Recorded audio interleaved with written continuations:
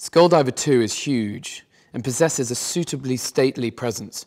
Her imagery is complex, detailed and intricate. Every inch of canvas is worked and reworked. Despite its apparent chaotic vigour and Brown's reliance on instinct and intuition during the painting process, the composition is remarkably controlled. Brown rejects classification of her art as abstract or figurative, preferring instead to see it as both, a perfect fusion of paint and picture, of object and subject.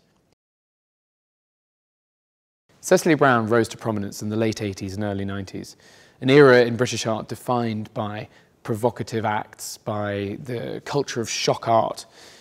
The most provocative thing that Cecily Brown does in her work is to take on the male hierarchy. This canvas engages with the sexual act, but from the singular perspective of a woman.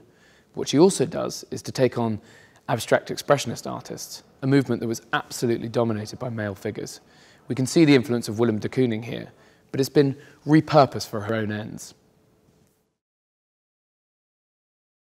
Conception of a work such as Skulldiver 2 can be a long, painful process, starting with bold sweeps of simple colour. Brown gradually works her way down to the more intimate detail.